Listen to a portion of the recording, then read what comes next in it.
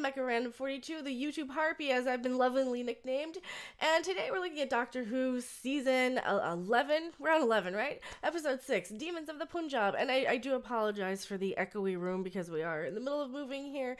And yeah, I do have a cold, so if I sound super stuffy, that's part of it. So hopefully everything will be okay audio wise and video wise here. I'm not used to having so much stuff out of the room and in boxes, so I did try and fill some of the void behind me here. I will have a full spoiler section after the kind of brief spoiler free review, so if you don't want any spoilers, just turn off the video once I say the spoilers are gonna start. So yeah, I actually really like this episode, and I feel bad for liking this episode probably way more than a lot of the Capaldi era Doctor Who stuff. Probably any of the Capaldi episodes of Doctor Who, to be honest. This is a nice, deep, sort of family-oriented Yaz episode. So yeah, Yasmin, the female companion, she's Pakistani. She's a police officer. So if you guys are not super familiar with the companions, definitely check out my other Doctor Who reviews also, so you kind of get a little bit of the history of my feelings on this season of Doctor Who.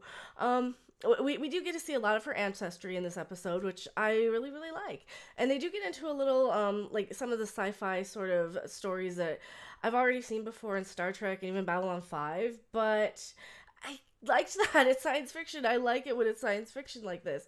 Unlike one of the last episodes where, oh no, it's not anything sciencey or spacey. It's just, humans are the back. Yeah, so if you guys have seen my other reviews, you'll know what I'm talking about there. But yeah, it kind of reminded me again of like City on the Edge of Forever from Star Trek, and a little bit of the Babylon 5 sort of Soul Hunter aliens from the Babylon 5 universe, if anybody's familiar with that. I'm a huge Babylon 5 fan. I actually haven't packed up my Babylon 5 yet. But I really enjoy when these sort of science fiction series actually remind me of really good science fiction shows. So, and as the title suggests, they're referred to as demons in this episode. Demons of the Punjab. I'm probably saying that wrong. I'm sorry if I am. And it is a bit predictable, and I have seen some of this before, but I was engaged and I was interested in what was going on. The characters were really good. I liked the acting in it. I liked the characters. It's a little predictable, but all in all, it kind of took us to a place in Earth history, without giving any spoilers, that I wasn't super familiar with, and I really enjoyed learning something about this because, uneducated American apparently. No, it was fun. I enjoyed this one. I didn't find it super preachy. I found it very much I found it very much like almost like an Orville episode where you're kind of like, oh well, what would happen if you did end up in this circumstance, and you had this decision to make, and you had this. I mean, really wasn't that much of a decision there, but there was quite a bit of God,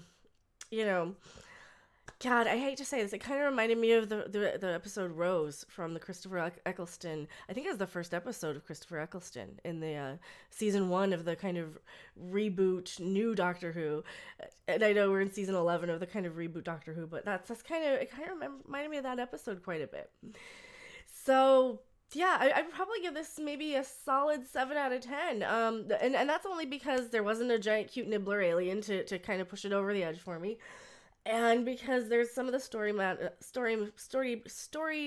content and story matters and story arcs that I have seen before in science fiction. But yeah, I was enjoying it. I was engaged. There's nothing wrong with this episode. It's perfectly fine. And this is probably a much better starter episode than any of the others. The one complaint I am having, though, is Jodie Whittaker as the Doctor. I'm kind of finding myself a little tired of how awkward she is. It's almost like watching Kristen Wiig as the Doctor and not ever kind of growing into herself. Because she's kind of getting to a point where 6 episodes in, we should really be seeing the Doctor be more confident and strong, I think, especially on a shortened season like this. I know that they're shortened the season. They've canceled the Christmas special to go and do a New Year's special instead. They're going to take a bit of a hiatus until, 2020 or something? They're going to take all of 2019 off. So to see Jodie Whittaker still kind of super awkward 6 episodes in, I don't know if I like that.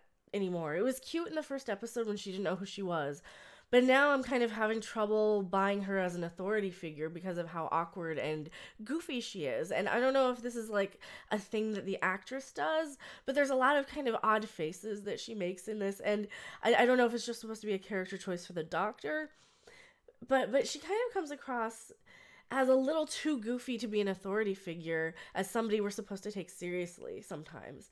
And I know that's kind of the Doctor, the whole fish out of water, I'm an alien, I'm an eccentric sort of person.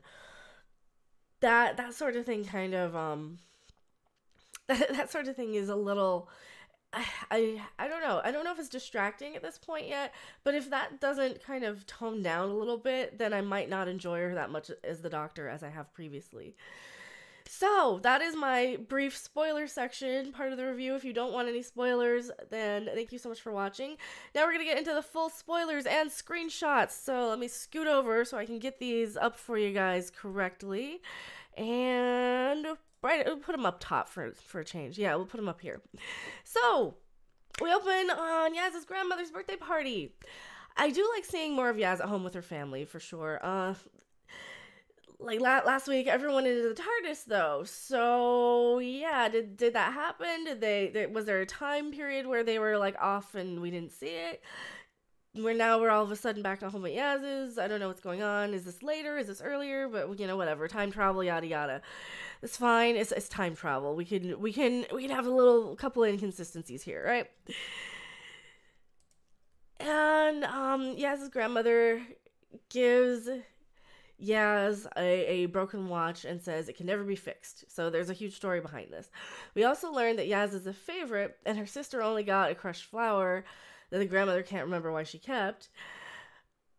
It's okay. Yaz's sister is kind of busy texting at the table anyway, and because today people, Yaz wants to know the story of the watch, but her grandmother gives her a maybe when you're older response, or maybe some other time. It's like, aha, I see where we're going with this. Okay, so Yaz's grandmother has an interesting history of being the first woman married in Pakistan, so that's going to be a lot of fun to learn about. And of course, they're setting this up for we're going to go back in past and see the story of the watch, which, it's one of those a little bit predictable sort of things that I was talking about in my non-spoiler section. But it's fine. I mean, that's how storytelling is. You get one piece of it, and then you get the next piece and the next piece. So it's fine if I can kind of see a couple of steps ahead. And yes, of course, Yaz asked the Doctor to go back in time and find out about the watch. Yeah, so I'm guessing the grandmother might have memories at this point about why she said when you're older. So yeah, they end up kind of setting a destination of Pakistan in the 1950s. And of course, after they arrive, the Doctor gets all these weird visions of like demons and stuff. Like they're psychically tapping into her, projecting themselves into her brain, and it's like super painful, because and it's a little confusing at the time when I saw this, because I'm like, okay, the Doctor can have visions? What? She's psychic now all of a sudden? But no, there's alien explanation technology stuff. So yeah, she says she's intercepting something. Yeah, the demon We do get a better look at these demons, too. This is just at this point in the episode. And, of course, they do hitch a ride from a local guy with a horse cart so they can visit Yaz's grandmother. But wait, there's something watching them. It's one of those demon things, isn't it? Totally something watching them. And, of course, when they arrive back at the farmhouse to meet Yaz's grandmother, and surprise, she's getting married! But not to Yaz's grandfather, but to the cart driver guy. The guy kind of in the back here. This guy is the one she's marrying. So apparently he's Hindi and the grandmother is Muslim. So that's a huge plot point here as well. Yeah. And of course she's getting so that's a whole other sort of big surprise plot point story arc of, okay, she's getting married to a guy who's not the grandfather. So Yaz is like super surprised by that. Now this is actually pretty interesting to me, that this whole plot that they're in here. We're getting into more of the British Indian sort of Pakistani history. And we've arrived in 1947, not the 50s, like they were initially thought they were going to, when the Doctor used the TARDIS to kind of scan the watch for the time signature of it, basically. So it's the year of the partition when India gets divided up, and the Muslims end up being put into Pakistan. And of course, there's a lot of stuff we don't really get into in the United States, unless like I think in some of the higher level or better schools. At least we didn't really get into it in my school that I kind of remember. Of course, that was a very long time ago because I'm older than I look. But yeah, this time in history is really bad because a million people die. There's riots, etc. All these things. And Yaz's great grandmother's house ends up being inside of what's now Pakistan, according to like this huge news announcement that they hear over the radio. And now we're getting into why the grandmother is the first woman to be married in Pakistan as well, because that was kind of part of her history that she's talking to Yaz about in the very opening scene. She's like, yes, I was the first woman married in Pakistan. So we're seeing here they have the ropes set up to divide everything, and they know which side is going to be India, which side is going to be Pakistan. Yeah, it's kind of an interesting sort of a history plot thing, especially for somebody like me who hasn't really learned a lot about this. So this is kind of why I was enjoying it. And of course, the demons are back, and now everyone can see them. Yeah, these are actually kind of cool alien designs. I didn't mind this so much. They really remind me of Doctor Who sort of villains. They kind of have the cool deep voice changers, and they're really super creepy looking. And yeah, I liked it. It really felt like a Doctor Who episode for mixed with a lot of the stuff I really like Babylon 5. So I enjoyed this. And of course, we'll go off hunting demons, but they're aliens, and they call them demons, of course, because they wouldn't know what an alien is. And of course, our team gets sucked into a doorway. Yaz is off with Graham and some of her ancestors, but we have the doctor here with Ryan and the soon-to-be husband of Yaz's grandmother. Now we find out that this is a Vajarian hive. I hope you guys can't see how I spelled it. I have no idea if I spelled it right, but it's a Vajarian hive. It's a race of deadly assassins, from what the doctor is telling us here. And Yaz's grandmother's fiance has seen them before. So we do learn that he's seen them, and he holds them responsible for the death of his brother back during another war that he was involved in earlier. So yeah, not good guys here. These Vajarians.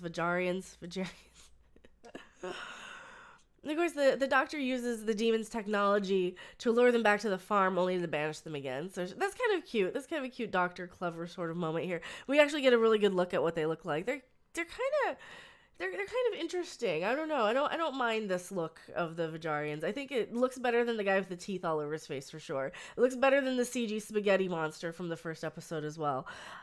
I actually think these look okay. I don't mind that. They look scary. They look like they could definitely be demons. So I don't mind the look. Of course, her banishing them doesn't really work for very long, but there is a twist. These two are the last of their world. They're basically going throughout time to witness and mourn the unmourned dead. The people who died without anybody there to witness it. They don't actually kill the people. They're basically like the soul collectors from Babylon 5, or the soul hunters, or whatever they were. Or like Grim Reapers. And of course, surprise, the fiance of Yaz's grandmother is set up to die during this whole day of the partition thing. Yeah, so this is where it starts reminding me of Star Trek and Babylon 5 again. So we know, okay, he has to die or else Yaz won't be there. Yeah, and they kind of have to make sure it happens that he does die and that they don't accidentally change anything. So this is something I like to see in science fiction, though. Some story like this where you have to kind of think, okay, could I do this? Could we let somebody die if we know that it would change history to a certain point? This is the type of stuff I like seeing in science fiction for sure. It is a little sad, but it does give the opportunity for a dialogue about what the audience would do, right? And of course, there's a lot I'm not telling you. I'm not giving you guys every single thing that happens in every beatdown, just kind of the main plot points. But there's a part where they have a priest, like a holy man, that does die in this episode, and they don't have anybody, so they get the doctor to marry them, even though she knows that the husband's going to be dying soon, and it's actually super sad, and of course, without giving away too much, that's pretty much the plot of this episode, is to kind of make sure the marriage takes place, and we kind of see basically the history of the grandmother, Yaz's grandmother, and her sort of family ancestry. And all in all, it's actually a pretty decent episode, like I said in the non-spoiler section. I if the writing kind of stays like this, I'm not going to mind this season.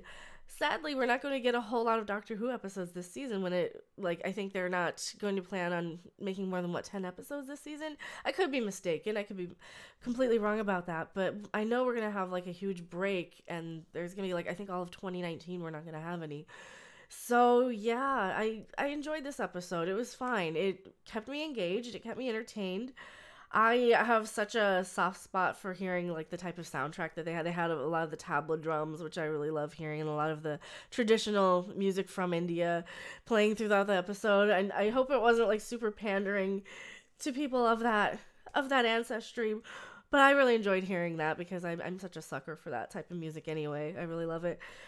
And I loved seeing a lot of the history and learning stuff that I didn't know about this point in time for sure. What did you guys think of this episode? Did you enjoy it? Did you hate it? I didn't really see a whole lot of SJW sort of stuff. This was just kind of a straightforward here's our science fiction episode.